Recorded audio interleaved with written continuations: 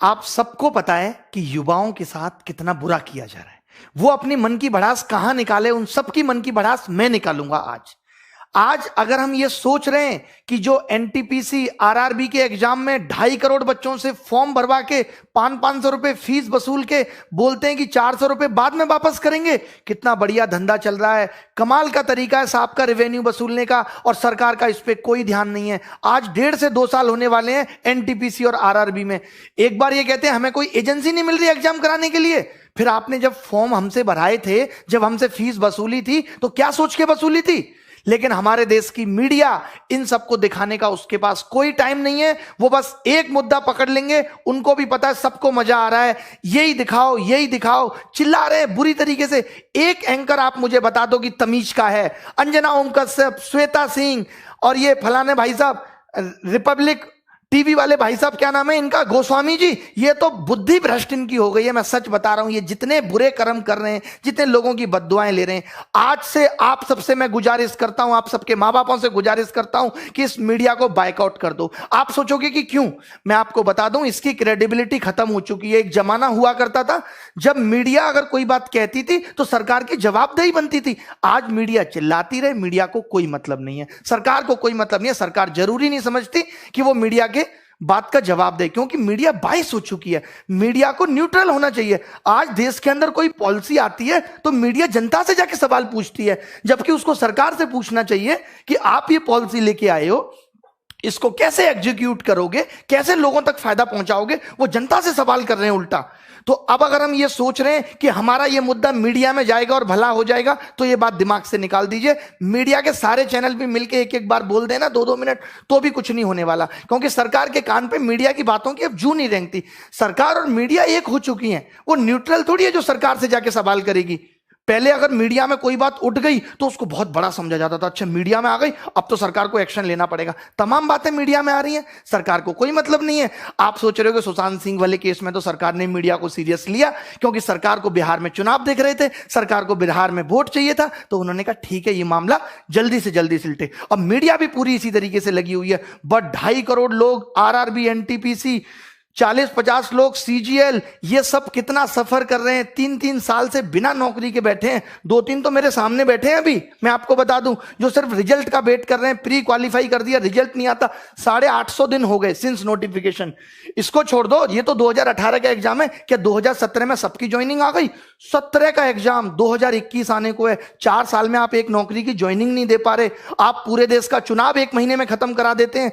ये हमारा देश के प्रति, देश के युवा के प्रति रुझान है सरकार का। इतना मन दुखी हो चुका है, और अब होने वाला कुछ है नहीं। अब या तो कुछ एक बड़ा आंदोलन हो। मीडिया से तो आप उम्मीद छोड़ दीजिए, ये भी छोड़ दीजिए कि मीडिया अगर 2-4 बातें बोल भी देगी तो कुछ होगा नहीं। मीडिया के साथ तो हमें यह करना है, बॉयकॉट मीडिया। आज से हम कोई न्यूज चैनल नहीं देखेंगे, आज से हम कोई भी न्यूज की वीडियो नहीं देखेंगे। आज से हम इन सब की वीडियो आ भी जाती है सामने तो उसे डिसलाइक करेंगे, अपने माँ बाप को बोलेंगे कि न्यूज चैनल बिल्कुल ना खरीदे, टीवी देखे बट कोई न्यूज ना देखे। हम बताएंगे इनको, इनकी जो टीआरपी है ना वो हम ही ने बढ़ा दी। हमें ही मजा आता है उन बातों में, और उन बातों के मजे के चक्कर में हमारा सबका भविष्य खराब हो गया। मीडिया को लगने लगा अच्छा ये चीज है। अब मैं अपने चैनल की बात करूं, मैं मसाले की वीडियो बनाऊं, रोज 1 लाख व्यू आएंगे, बट मेरा चैनल एजुकेशन का है, मुझे वो काम भी करना है। ठीक है, मैंने महीने में एक बार 1 वीडियो बना दिया, 2 वीडियो बना दिए, उसके अलावा तो मैं पढ़ाऊंगा ना। या मैं ये चिंता करूं नहीं मेरी इस वीडियो पे 30,000 व्यू आते हैं तो अब मैं ये वीडियो नहीं डाल रहा। यही सेम काम मीडिया को करना चाहिए था कि जो उनका काम है, व्यू आए या ना आए, उनको वही काम लगातार करते रहना चाहिए था। बट वो नहीं कर रहे।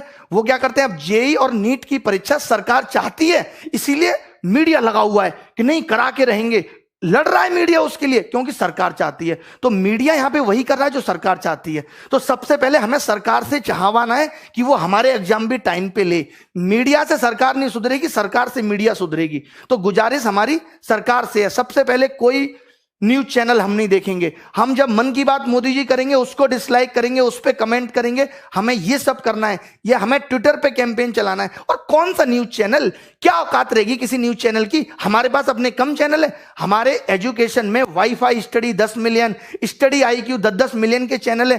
क्या ये चैनल नहीं है? इन पे हम लोग अपनी बात रखेंगे। इन चैनल वालों को हम कहेंगे कि भाई आप हमारा मुद्दा उठाओ। भाई मुद्दा का, न्यूज चैनल का काम क्या है कि किसी भी खबर को फैलाना।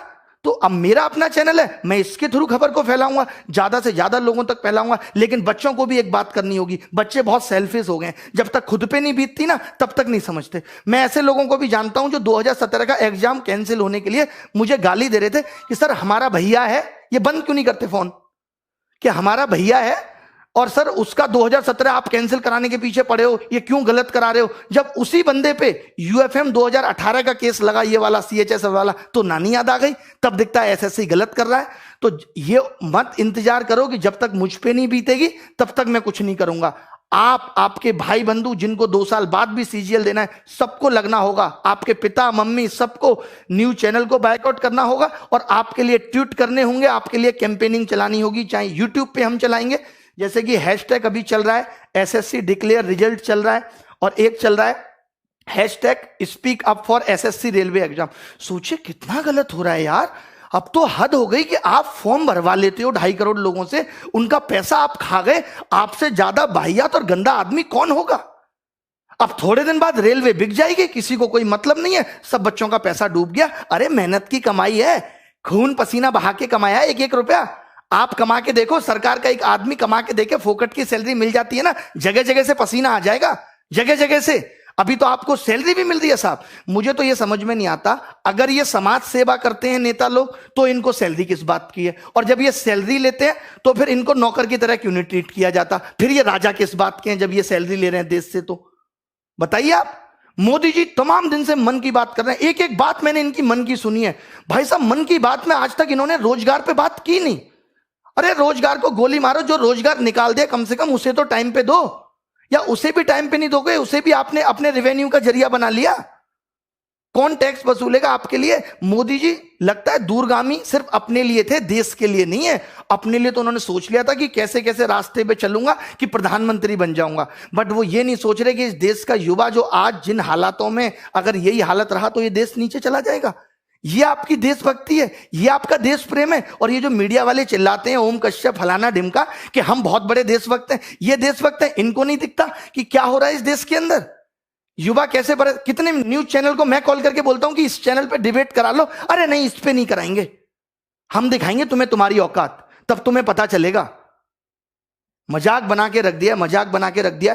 अब हम खुद करेंगे, हम यूट्यूब चैनल, किसी मीडिया चैनल पे हमें जाना ही नहीं है। कोई मीडिया वाला बोलेगा भी ना तो भी हमें नहीं जाना इनके यहाँ, इनकी औकात नहीं है यार। ये तो हमसे छोटे चैनल है, हमसे टुच्चे मुच्चे चैनल है। अगर इनकी तरह नंगा नाच हम अपने यूट्यूब चैनल पे करेंगे तो करोड़ों व्यू हमारे भी आ जाएंगे, हमारी भी टीआरपी आ जाएगी। ये कर क्या रहे हैं।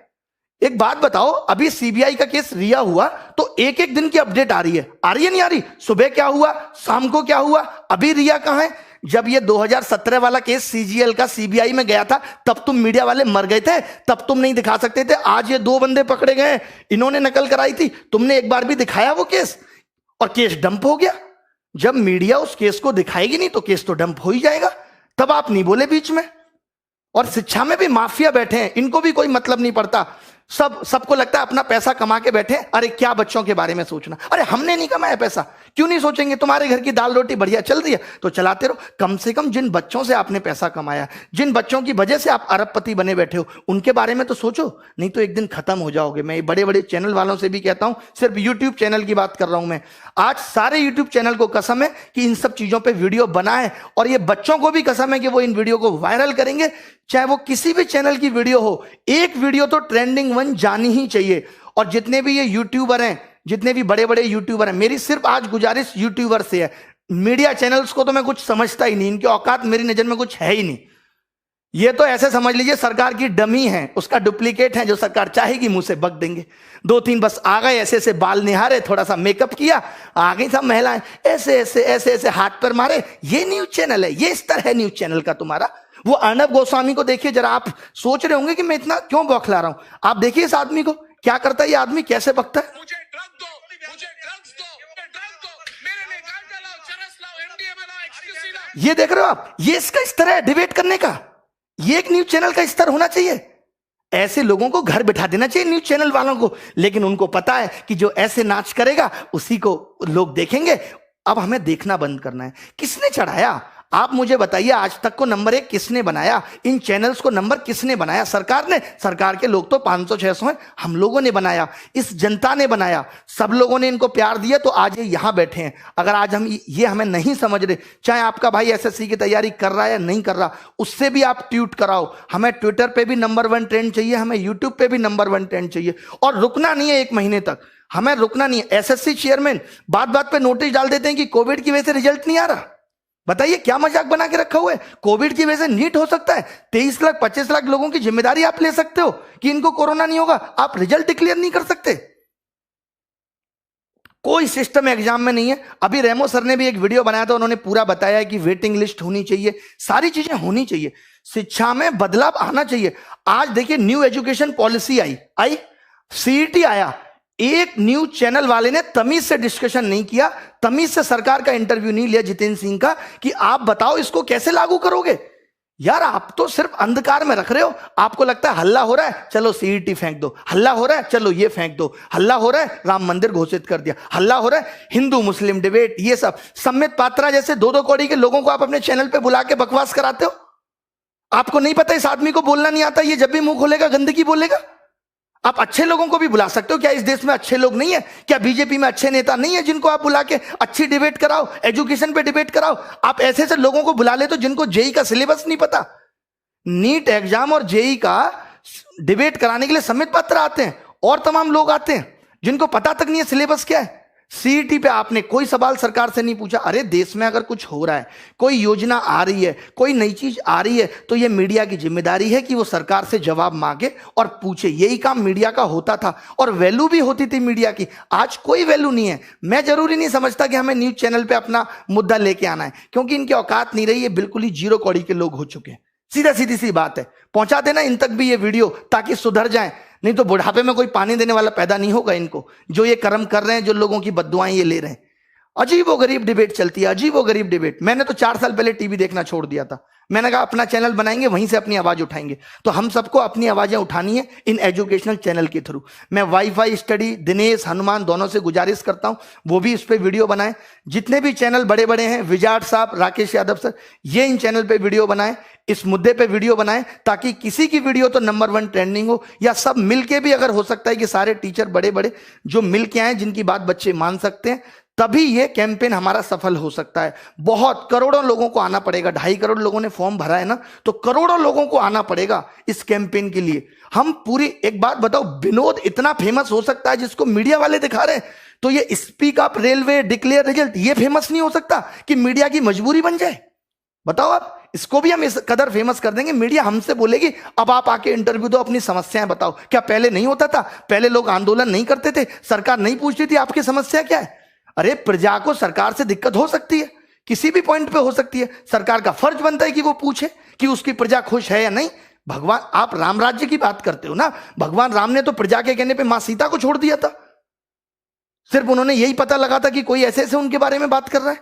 तो आप भी प्रजा का दर्द सुनो। मोदी जी, रिक्वेस्ट है आपसे, आप हिटलर बनने की कोशिश मत करो। जैसे वो हिटलर भी जब जर्मनी में जनता मर रही थी तो वो भी हंस को दाना चुगा रहा था, आप भी दाना चुगा रहे हो। देखो इस युवा के प्रति, लोगों का जीना। मजदूरों के लिए आपने कुछ नहीं किया यार लॉकडाउन में, किसी के लिए किया है तो बता दो। मीडिया तो सवाल पूछेगी नहीं, हम ही पूछें अपने चैनल के थ्रू। करें तो करें क्या, बताओ? जीना दुश्वार कर दिया यार आपने। मैं अपनी जगह रख के जब ये देखता हूं कि एक बच्चा जिसने 3 साल से तैयारी की और सिलेक्शन नहीं हो, तो उस पर क्या बीतती है। हम लोगों से बात करते हैं, आपको पता है एक मीडिया चैनल ने नहीं दिखाया कि जब मैं सुबह सुबह 9 बजे लाइव आता हूं पढ़ाने, तो बच्चे मुझे कहते हैं कि घर की छत की टीन पे बैठ के पढ़ रहे हैं, स्कूल की टीन की छत पे पढ़ रहे हैं, क्योंकि बाढ़ आई हुई है।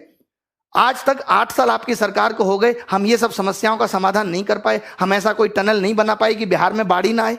बट हमें कोई मतलब नहीं है, हमें मतलब बस वोट से है। अभी चुनाव होंगे तो रिजल्ट भी तुरंत आ जाएंगे, सरकार भी तुरंत हो जाएंगी, विधायकों की खरीद फरोख्त भी हो जाएगी, सब कुछ हो जाएगा।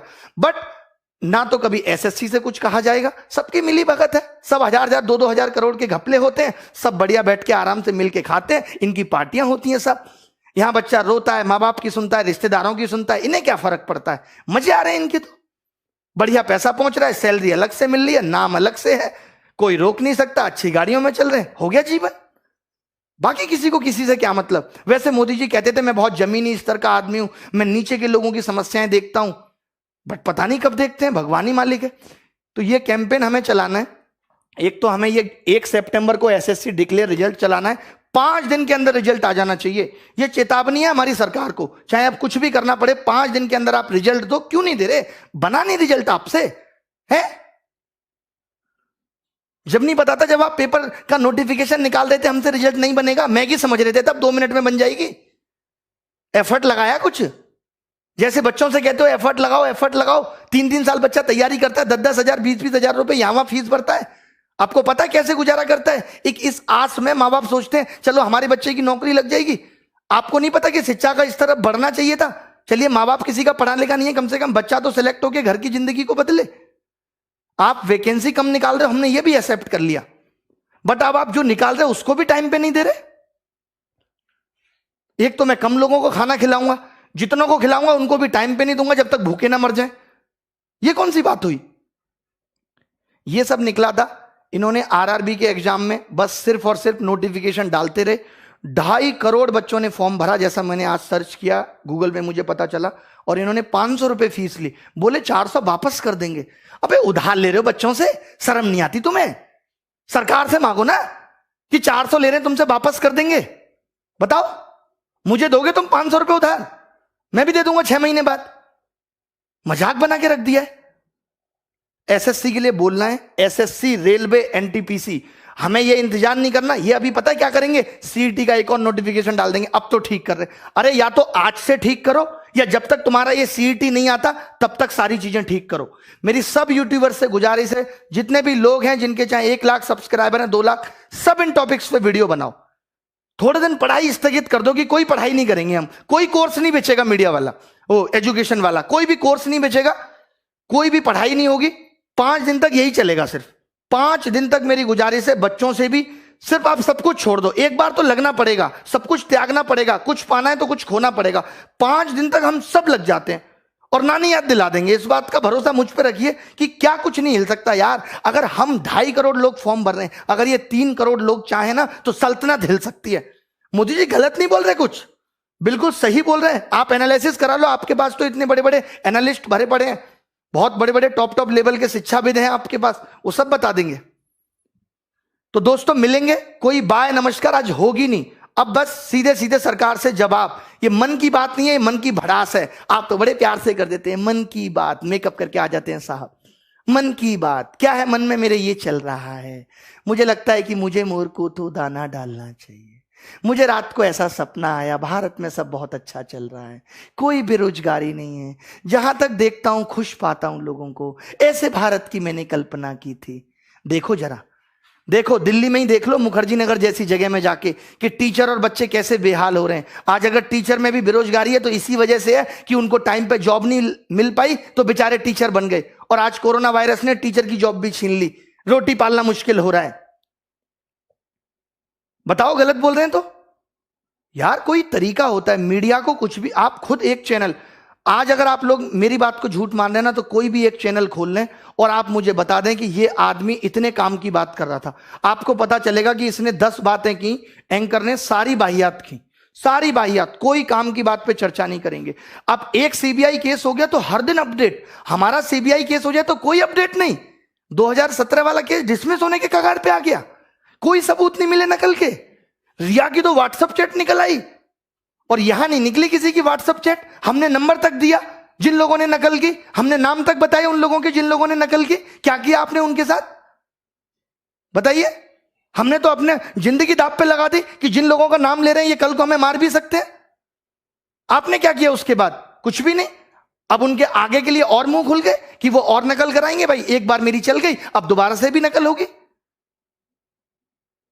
चले बहुत भड़ास है, एक दिन में नहीं निकलेगी, कल भी निकालेंगे, परसों भी निकालेंगे। मैंने कहा है 5 दिन हैं, 5 दिन में हम आग लगा देंगे। बस हम सब वाईफाई स्टडी आईक्यू वाले गौरव अग्रवाल सर, सबसे मेरी रिक्वेस्ट है, दिनेश, हनुमान जी दोनों से, कि आप भी वीडियो बनाएं इस टॉपिक पे। और बस इतना कहें अपने बच्चों को कि आपको ये हैशटैग ट्रेंडिंग 1 पे लगातार रखना है, ट्विटर पे सब देखते हैं।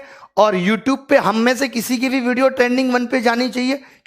जब सारे टीचर सारे बच्चे मिलके कुछ करेंगे तभी कुछ हो सकता है, वरना भैया हमारी तो दाल रोटी ठीक चल रही है, टीचर्स की भी चल रही है।